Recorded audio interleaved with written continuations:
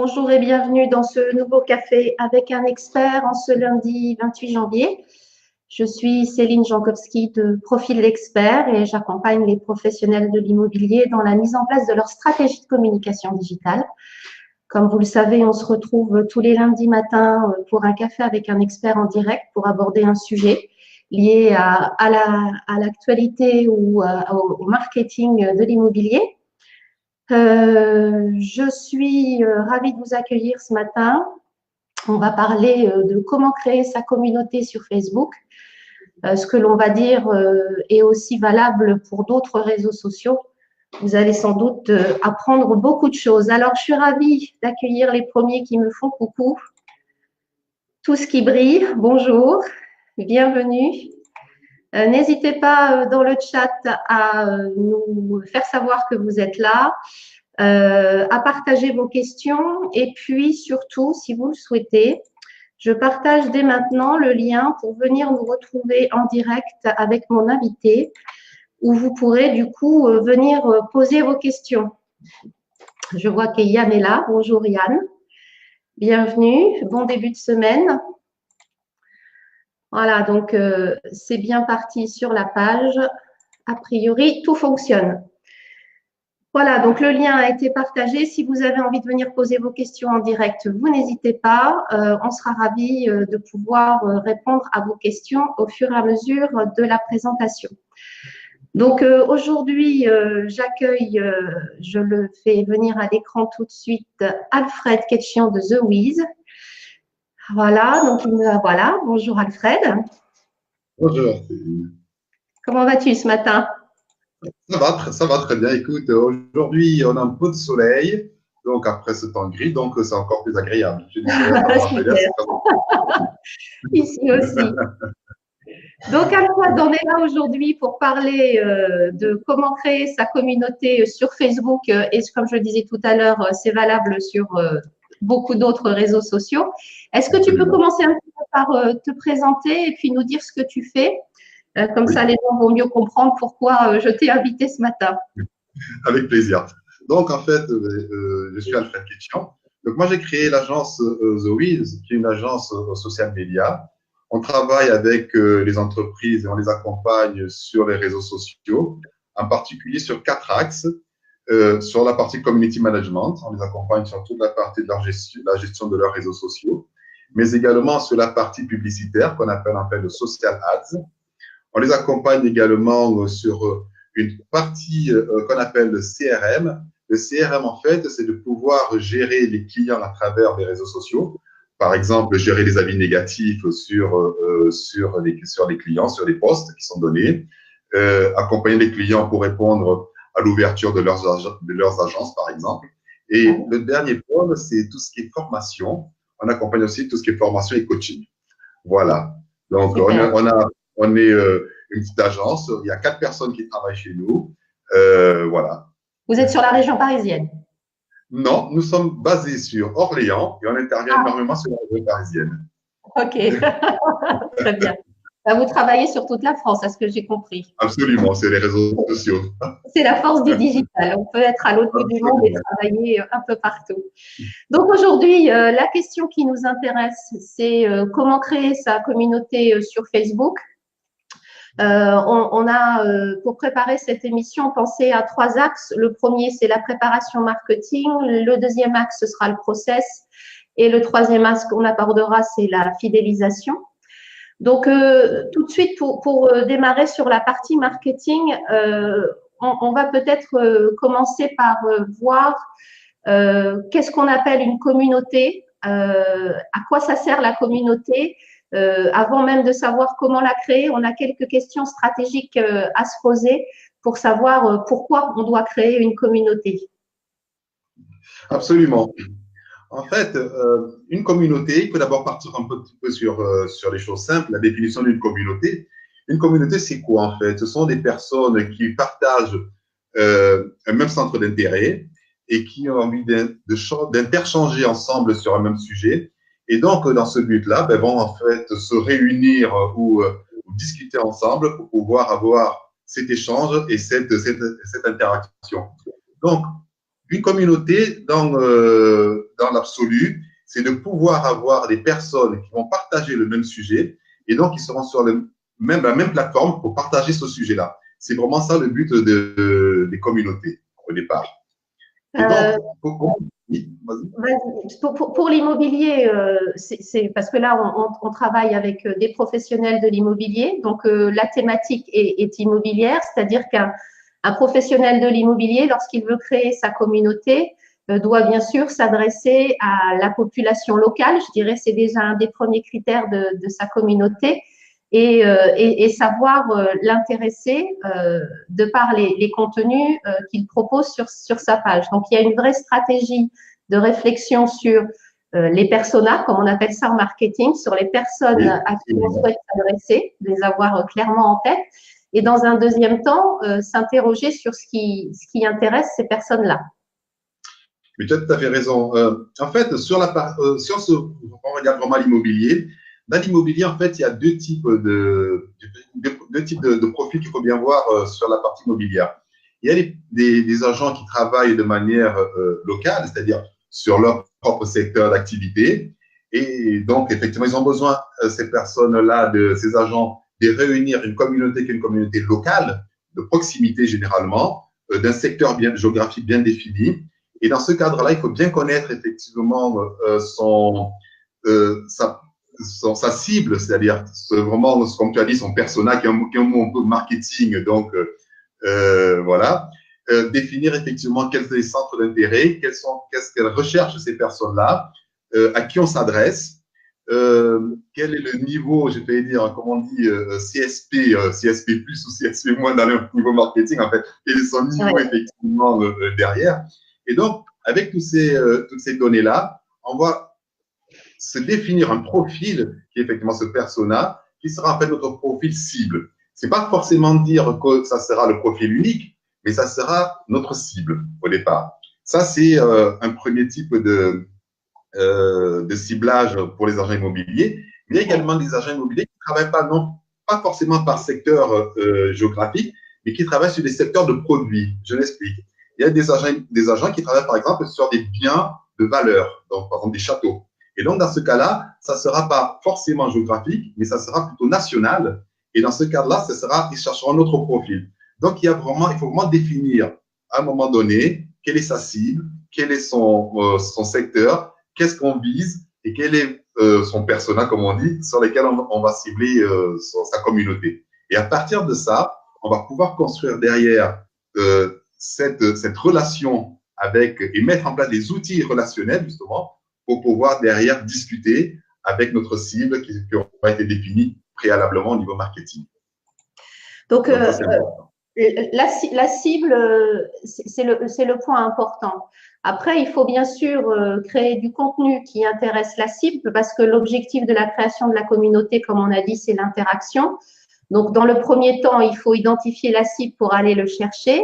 Et dans un deuxième temps, il faut aussi produire du contenu qui intéresse la cible pour qu'elle puisse trouver dans cette communauté le moyen d'interagir, d'aimer, de commenter, de partager, parce que c'est ce que l'algorithme de Facebook aime et c'est ce qui permet aussi de grandir en visibilité sur ce réseau-là. Tu as tout à fait raison. Alors, le contenu, c'est vraiment, en anglais, on dit the content is king. Le contenu, c'est vraiment le roi de la partie des réseaux sociaux. Alors, un contenu, c'est pas quelque chose de très simple à mettre en place parce qu'un contenu, c'est vraiment ciblé. Alors, je m'explique. Un contenu ciblé, ça veut dire quoi? Ça veut dire qu'il faut savoir parler à sa cible. On a défini la cible, on a défini le profil, on a défini son persona. Et derrière, il faut pouvoir discuter avec. Alors, discuter avec, ça veut dire déjà trouver la manière dont on va discuter avec. Quel est le langage qu'on va utiliser? Quelle est derrière la manière dont on va utiliser? Quel est le sujet ou les sujets qu'on va mettre en œuvre? Un exemple concret, sur des agents immobiliers qui parlent d'un secteur d'activité ou qui sont localement positionnés, je veux dire, la première réflexion, c'est de se dire, je vais mettre en avant tous les biens que je vends. Mais sauf que les biens qu'on vend, c'est pas forcément ça que la communauté va attendre en premier. Hein, parce qu'effectivement, si c'est un catalogue de biens qui va passer sur sa page Facebook en permanence avec les prix et puis machin, ça va pas forcément intéresser la communauté. Non, Alors, c'est clair.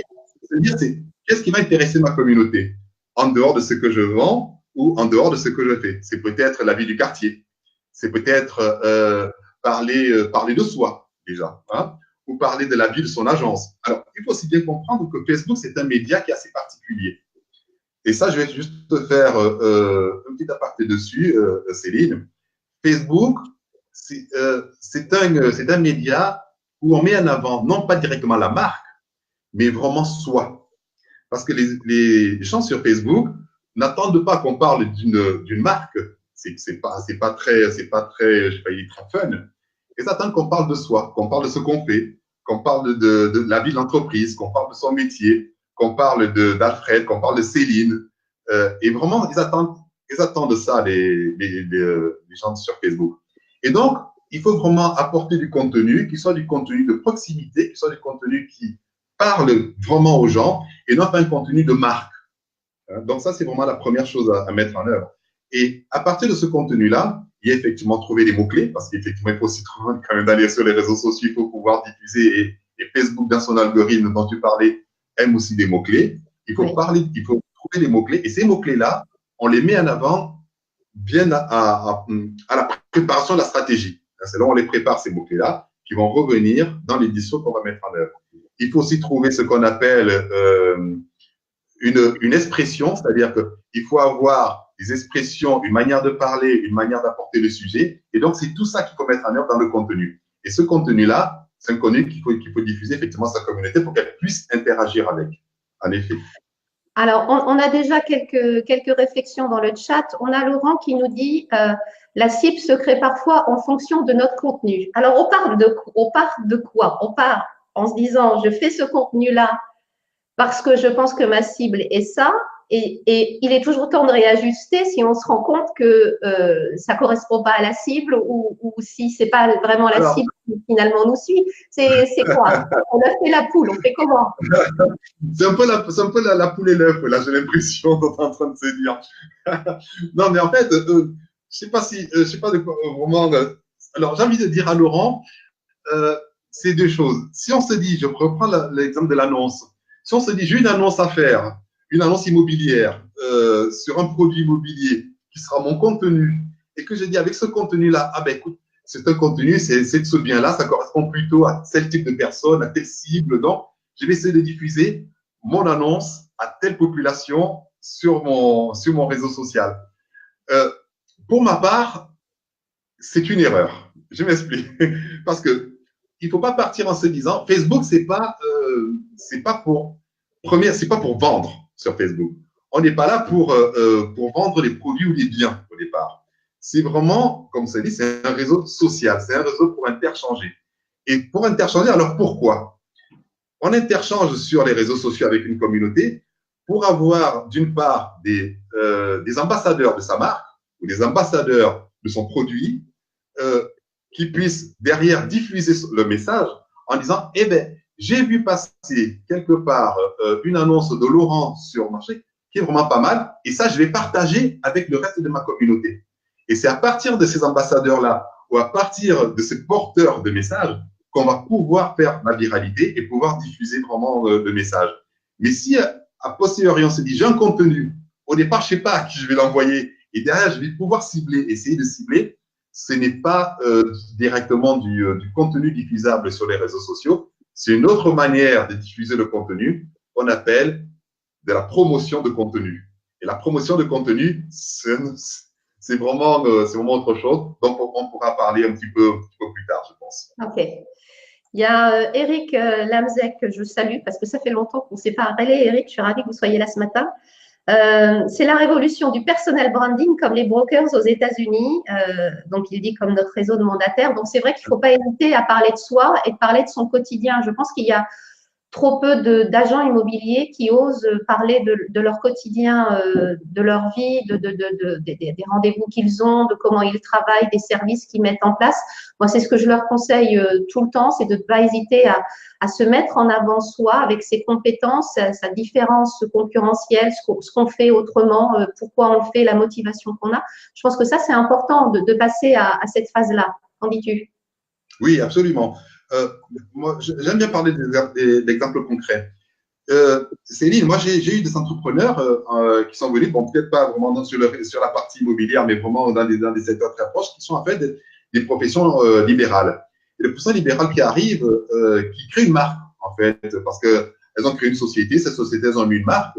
Et puis derrière, quand elles créent leur page Facebook, alors qu'elles sont toutes seules, les personnes dans leur société, en tant que structure, c'est vraiment elles qui portent leur société. Et bien, elles vont mettre en avant la marque directement en disant c'est ma marque, c'est moi, et elles vont se cacher derrière la marque. Finalement, on ne sait pas ce qu'elles font, et c'est la marque qui est mise en avant, mais ça n'apporte absolument rien. Moi, ce que j'ai dit aux professionnels, c'est que la marque, c'est vous. Le professionnel, c'est vous. La confiance, c'est vous. Les gens n'ont pas confiance en une marque, elles ont confiance en vous, en vos capacités, à ce que vous faites. Elles ont besoin de savoir, elles ont besoin de savoir ce que vous... Et il faut vraiment parler de soi, il faut parler de ce qu'on a fait, il faut mettre en avant ses réussites, il faut mettre en avant son professionnalisme pour pouvoir faire avancer sa marque. Et ça, c'est vraiment le cœur de Facebook. Le cœur de Facebook, c'est parler de soi. Je travaille avec un agent immobilier dans le Limousin. Cet agent immobilier dans le Limousin, il a, dans sa diffusion et dans sa diffusion de contenu après la réflexion dont je vous ai dit également qu'il avait mis en avant sa marque, on est arrivé à parler. Il est très écologiste. Il prend son vélo et ça, il le postait. Il prend son vélo qu'on appelle, c'est devenu le vélo bleu en fait. C'est un petit peu ça, sa ligne. Et on le voit prendre son vélo et aller voir ses clients à vélo. Et ça, depuis qu'il a mis en place vraiment ces stratégies de communication, ben, ça le met en avant. Et ça, en fait, ça donne la proximité entre la communauté et le professionnel. Et c'est ce que les gens attendent. C'est vrai que chaque professionnel est unique. Enfin, j'ai tendance des fois à dire, vous êtes unique, faites-le savoir. Mais c'est important que chaque personne a ses qualités, ses défauts. Chaque personne a sa façon de parler, sa façon d'être, de faire, de travailler. Et c'est important de mettre ça en avant aussi surtout dans sa communication digitale au travers des réseaux. Oui, absolument, tout à fait. C'est vraiment les réseaux sociaux, c'est l'humain. Hein. Il faut vraiment mettre en place, en avant l'humain, parce que c'est vraiment ce qui va définir votre relation avec votre communauté. Vous savez, les réseaux sociaux, les plateformes ou les pages professionnelles où on ne voit que la société qui est mise en avant, réellement, il n'y a pas de plus-value dessus. Et il faut vous dire une chose, c'est que les gens ne likent pas une société. Hein. Les gens, quand ils vont sur les réseaux sociaux, ils ne vont pas liker une société. Ils ne vont pas liker Zoïse derrière. Hein. S'ils ne connaissent pas que c'est Alfred qui bosse derrière, ils ne vont pas liker Zoïse. Donc, ils likent des personnes parce qu'elles ont travaillé avec vous, parce qu'elles vous ont vu sur le terrain, parce qu'elles savent ce que vous faites. Et ça, c'est ça qui donne la plus-value. Alors, on a quelques commentaires hein, des personnes qui nous disent bravo, très bien dit, parler de soi plus que d'une marque, je valide à 100%. Ça, c'était Laurent. Eric, tout à fait d'accord, la marque commerciale est partenaire, elle offre de la réassurance, mais c'est le négociateur qui choisit son partenaire et plus l'inverse. Donc, ça, c'est vrai que c'est important d'avoir ça en tête. Tout à fait.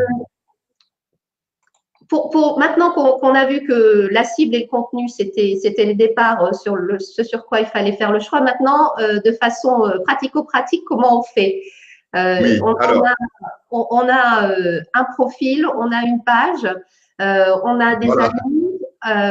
Comment on fait? Alors, moi, je te disais en préparation que j'avais créé ma communauté tranquillement au fur et à mesure en allant inviter des professionnels, en les invitant à aimer ma page, en prenant le temps un petit peu tous les jours, et c'est ce que je recommande à tout le monde, d'interagir avec les personnes qui commentent les posts et les contenus que je pouvais partager. Ça, c'est le minimum, je dirais, à faire. C'est le minimum syndical pour que la visibilité augmente. C'est ce qu'il faut faire déjà. C'est vraiment la base, en fait. Hein. Mais j'ai envie de dire, ça, c'est bien et c'est du long terme, ça. Et c'est en fait un process, ça, qu'il ne faut pas arrêter. Hein. Je veux dire, on rencontre des professionnels, on rencontre des clients, on rencontre des partenaires. Et à toutes ces personnes-là, ben, si on peut faire aimer sa page ou venir, en fait, pourquoi en fait, quand on dit aimer sa page, ça, je vais pas y dire, en France, on n'est pas habitué, on se dit que c'est un peu égocentrique, hein, de venir dire aime ma page, voilà. Mais en fait, c'est quoi? C'est tout simplement d'une part une reconnaissance, une recommandation. Hein, c'est comme ça qu'il faut voir en fait. C'est une reconnaissance, une recommandation. Et derrière, c'est des porteurs d'affaires potentiels derrière. C'est vraiment ça le but au départ. Donc, faire ça, c'est déjà pas mal. Mais la question qui se pose, c'est comment on peut faire pour créer une communauté de zéro, pratiquement, et pour pouvoir l'amener.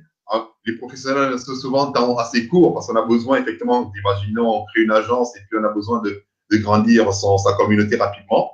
Et bien, en fait, on passe par des outils qui sont des outils de marketing professionnels qui sont diffusés, qui sont sur Facebook.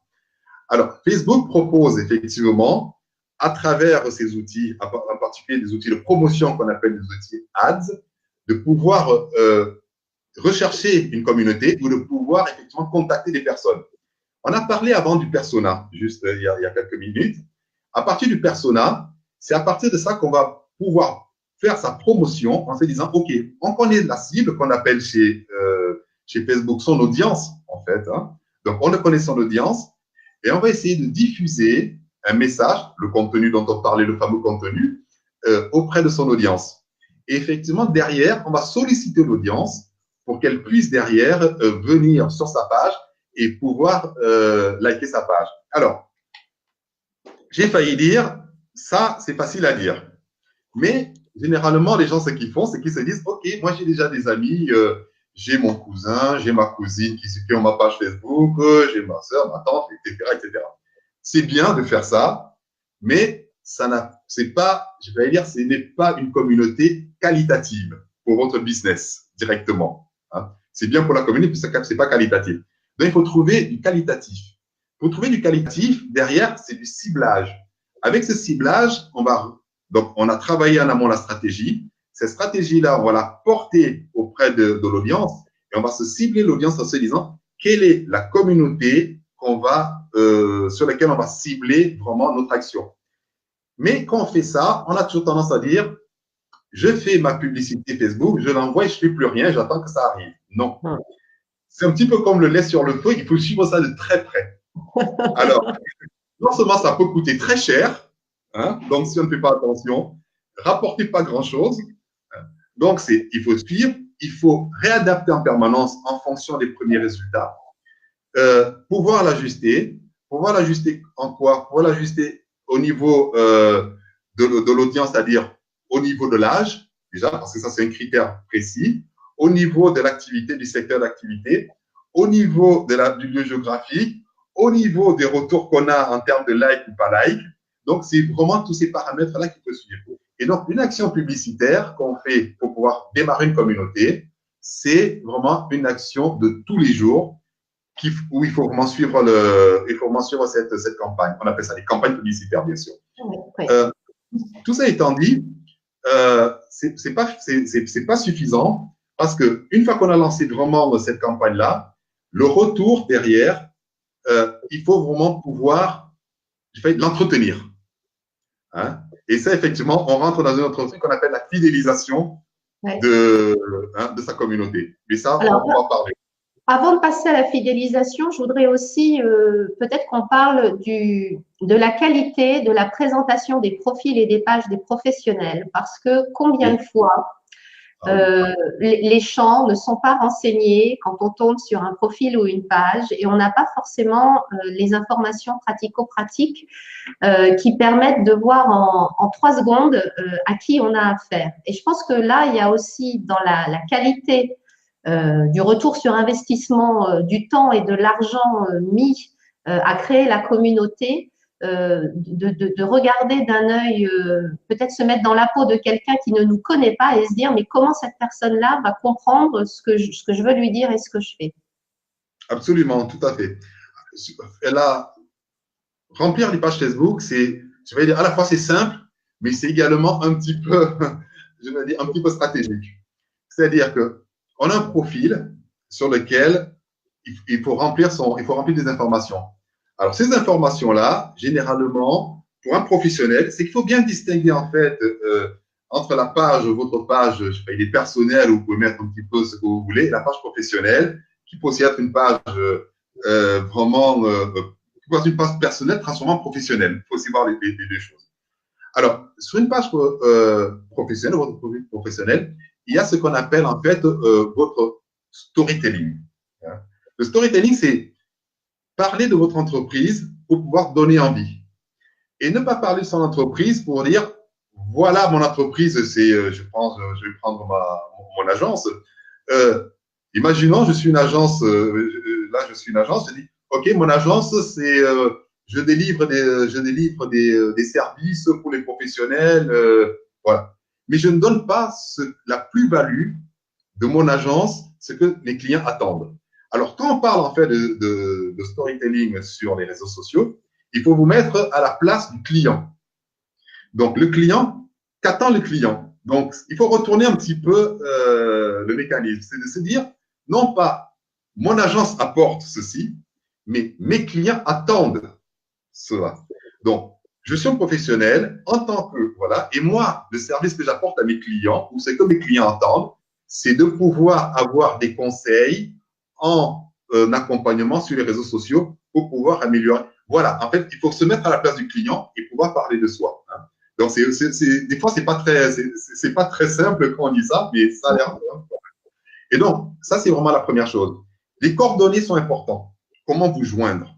Hein, tout simplement. Alors, quand on dit les coordonnées, c'est son adresse email professionnelle. Ça, c'est la première chose, ça marche toujours. Mais aussi maintenant, sur Facebook, vous allez voir apparaître votre message qu'on appelle l'adresse Messenger. Il faut, les gens qui ont Facebook, en particulier sur les portables, instinctivement, quand on a Facebook, quand on va envoyer un message, c'est Messenger qui arrive en premier. Et si derrière, vous n'avez pas l'adresse Messenger, vous passez à côté de plusieurs messages. Et surtout, ça facilite la vie de l'interaction. Donc, il y a tout ça à mettre en place et surtout aussi, bien choisir sa photo, c'est-à-dire en fait, ce qu'on appelle la bannière Facebook, qui est une bannière qui est vraiment la première visu quand la communauté, quand elle arrive sur votre page. Et aussi, pensez à changer de temps en temps cette bannière. Je veux dire, moi, j'ai vu des bannières qui sont c'est peut-être pas à l'immobilier, moi, je pense, parce que je travaille avec des restaurateurs. J'ai vu des restaurateurs, là, qui avaient des bannières au mois d'août, qui parlaient encore du réveillon du début d'année, quoi, je veux dire. Ça le fait pas, quoi, je veux dire. Ça le fait pas du tout. Il faut penser à ça, pouvoir changer sa bannière, pouvoir avoir des contenus qui se renouvellent, pouvoir avoir l'information et se mettre vraiment à la place du client ou de la communauté quand elle arrive sur votre page Facebook. Il faut vraiment, je pense, voir le profil et les pages comme quelque chose qui évolue. Je pense que souvent, les gens se disent, bon, je l'ai fait, c'est fait, et puis c'est bon, ça existe. Mais pour que les choses soient rentables, il faut faire vivre à part des photos, animer, changer, parce qu'en plus, quand vous changez une bannière ou une photo, les gens sont notifiés que vous avez changé la bannière ou la photo. Enfin, il y a plein de petites choses comme ça qui entraînent l'audience de la communauté à être aussi plus interactif parce qu'une nouvelle photo, les gens like souvent en disant, même des fois on a des commentaires, donc c'est aussi un moyen d'interagir avec la communauté. Oui, absolument. L'interaction avec la communauté, si je peux me permettre, c'est vraiment primordial. Comme j'ai dit au départ, une communauté, vous pouvez avoir des personnes, vous pouvez avoir 1000 personnes dans votre communauté, si elle n'interagit pas, c'est pas une communauté. Hein. Je veux dire, c'est un aliment de nom. Une communauté, ça interagit. Et il faut faire interagir votre communauté. Il faut qu'elle puisse échanger de l'information. Il faut la solliciter également. Les gens, en fait, généralement, les professionnels n'ont pas, je veux dire, cette fibre de solliciter la communauté. Hein, c'est de dire, OK, par exemple, je donne un exemple, vous changez de logo. Hein. Avant de lancer un nouveau logo, vous pouvez demander à votre communauté, vous avez 2 ou 3 exemples, qu'est-ce que vous pensez de mon nouveau logo? Faites interagir. Et là, vous allez voir apparaître effectivement des gens qui vont dire, ah ben oui, je préfère celui-là. Et ça donne, c'est vraiment une interaction entre votre communauté, c'est une plus-value hein, qui va vraiment vous apporter vraiment de la valeur ajoutée sur votre communauté. C'est vraiment l'interaction entre les personnes. Alors, on a une question de Laurent qui note-t-il, faut-il mieux faire des publications sur la story ou sur le fil d'actualité? C'est une question qu'il a posée aussi il y a peu de temps. Oui, alors c'est assez intéressant parce que les gens, en fait, ne font pas tout à fait la différence entre le story et le fil d'actualité, en fait. La story, en fait, derrière, c'est quand on apporte quelque chose, j'ai failli dire un article ou une information de fond, hein, qu'on a besoin que ça reste assez longtemps sur sa page. Et là, effectivement, il faut passer sur une story. Et cette story, généralement, il faut l'épingler, ce qu'on appelle épingler, au niveau du début de sa page. Effectivement, c'est quelque chose qui va apporter, qui est plus fondamental en termes de contenu qu'un fil d'actualité qui serait effectivement une information brève et j'ai failli dire et limitée dans le temps en termes d'intéressement et qui vraiment ira dans son fil au fur et à mesure. Une story, pour moi, la voir comme un contenu qui sera un contenu un peu plus pérenne, qui restera un peu plus longtemps sur son site et qui apportera une information un peu plus conséquente.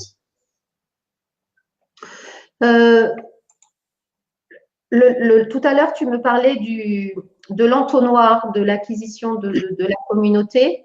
On parlait de la marque et de la personne et du message qui était en fait ce qui faisait que les gens venaient à soi pour arriver à l'interaction, liker, s'abonner et fidéliser. On a dit que l'on faisait ça on devait faire ça tous les jours de façon manuelle, invitée, animée, de par les contenus, mais aussi en cliquant sur les personnes, en les identifiant, en les invitant, en faisant des actions. Il y a des messages, pas le message basique de Facebook, je vous invite à aimer ma page, mais voilà, en mettant un message personnalisé, on peut le faire aussi. Et donc, toi, avec The Wiz, ce que vous proposez, c'est de mettre en place aussi des campagnes pour aller acquérir de la nouvelle communauté. Est-ce que tu peux nous expliquer un peu comment vous faites? Tout à fait. Il y a des campagnes, on a défini déjà. Alors, les campagnes qui sont lancées sont des campagnes qui sont lancées avec des professionnels. Il faut bien comprendre qu'une campagne, ça doit être très limité dans le temps. Une campagne de fidélisation, c'est une campagne il faut voir ça, une campagne qui dure 10-15 jours maximum. Alors, cette campagne-là a pour objectif, généralement, d'acquérir de la communauté dans le sens où on a besoin, à un moment donné, parce qu'effectivement, la communauté stagne, d'avoir du sang neuf. Et donc, derrière, on va cibler en fonction d'une actualité particulière ou vraiment d'un profil particulier en se disant, OK, j'ai besoin d'acquérir dans ma communauté des personnes supplémentaires qui ont tel type de profil. Alors, pour ça, c'est des actions qui sont généralement payantes. C'est des actions qui sont payantes, sur lesquelles, effectivement, on va lancer derrière des messages. Et ces messages-là, on va aller solliciter des personnes intéressées par le contenu ou par le type d'activité que fait le professionnel. Et ces personnes-là vont dire, OK, voilà, je prends les agents immobiliers, sur les agents immobiliers dans tel secteur d'activité, sur tel lieu géographique, ben, en ce moment, ce professionnel-là, eh ben, il a des biens à vendre ou alors il fait une campagne publicitaire ou alors il fait une campagne marketing en ce moment et venez sur sa page pour regarder, pour voir, pour s'abonner à cette campagne publicitaire ou à cette information qu'elle est en train de faire. Donc, c'est vraiment comme toutes les campagnes, ce sont des actions qui sont ponctuelles pour vraiment acquérir à un moment donné, dans un cadre très précis, de la communauté auprès de sa page. Et ça, ce sont des actions qui sont payantes quand on fait de Facebook, effectivement. OK. Donc, c'est un service complémentaire. Yann, on a beaucoup travaillé avec Yann sur ces campagnes avec. C'est clair que Yann, avec la création de sa, Yann Cahill, qui est donc agent immobilier au Batignolles, a créé sa communauté I Love Batignolles et donc il a fait appel à tes services pour lancer cette communauté-là et ça a été un beau succès. La troisième partie dont on voulait parler, c'était la partie sur la fidélisation et on avait parlé de deux types de profils qui étaient importants quand on crée sa communauté. C'est le profil du consommateur, c'est-à-dire celui qui va venir voir votre contenu, aimer, partager, et puis le profil de l'ambassadeur. Oui. Comment tu fais la distinction entre les deux? Alors, quand on fait au départ, quand on cherche en fait à avoir de la communauté, il faut bien comprendre il faut bien distinguer vraiment quand on cible des personnes qui sont des personnes qui vont venir sur votre site pour avoir uniquement de l'information, mais il y a également des personnes qui vont venir sur votre site pour relayer l'information. Alors, généralement, on peut cibler en se disant, je vais vous donner un exemple, c'est-à-dire quand je vais cibler effectivement ma communauté sur un profil particulier, je vais par exemple cibler des gens du média ou des médias parce que je sais que ils peuvent être intéressés, ou je prends des personnes qui travaillent dans l'actualité médiatique sur l'immobilier, et ces personnes-là, je vais les cibler particulièrement. Donc, dans ma campagne, c'est une personne, c'est un groupe de personnes que je vais inviter vraiment fortement à venir sur ma page pour pouvoir derrière être mes relais d'information. Donc, ça, c'est des ciblages très précis sur des personnes très précises. Ou alors aussi, vous pouvez vous dire, par exemple, je fais une campagne, je suis un agent immobilier, mais j'ai besoin de travailler avec des syndics, avec des copropriétés, des gestionnaires de copropriétés. Et bien, je vais cibler des syndics ou des agents syndics, ou alors des gestionnaires de copropriétés, parce que j'ai besoin de travailler avec ces personnes-là. Et ces personnes-là, ce sont des profils qu'on va vraiment adresser, à qui on va adresser des messages, et ça sont des porteurs d'affaires, seulement des ambassadeurs de votre communauté. Et par contre, derrière, vous aurez effectivement les personnes qui sont localement, géographiquement autour de vous, qui sont des couples ou des habitants de votre quartier, qui eux seront des personnes de votre communauté, qui sont des personnes classiques, pas forcément porteurs d'affaires, mais qui seront là et qui vous apporteront de l'information. Et qui sauront recommander les services auprès de leur communauté à eux. Parce que je crois qu'il ne faut pas aussi… il ne faut pas hésiter à demander sur Facebook. Dans l'appel à l'action, c'est super important lorsque l'on fait une publication, d'éventuellement ne pas hésiter à dire si vous connaissez quelqu'un qui peut être intéressé par mes services, n'hésitez pas à partager l'information avec eux. C'est ce qu'on fait en ce moment avec Yann sur le sommet en ligne de l'immobilier digital. On a créé une page Facebook et la communauté grandit aussi parce qu'on a su inviter l'un et l'autre nos amis et on a su dire surtout partager l'info avec d'autres professionnels qui peuvent être intéressés par le sujet.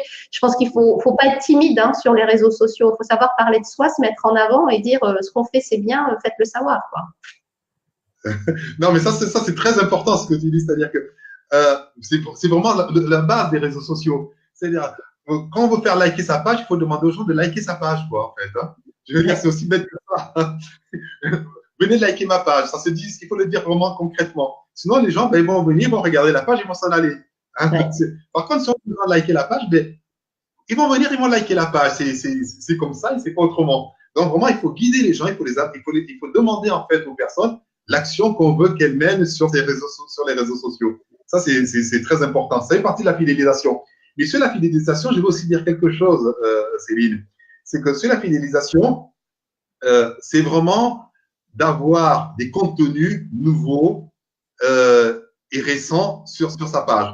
Je redonne l'exemple un petit peu que je donnais sur les restaurateurs, mais c'est vraiment en parlant pour moi. C'est-à-dire que j'ai tellement vu de pages de personnes ou qui avaient été créées il y a quelques années. Moi, j'ai un restaurateur il n'y a pas très longtemps qui vient, qui me dit, j'ai une page qui a été créée il y a 3 ans par ma fille quand elle était à la maison, quand j'ai monté mon restaurant.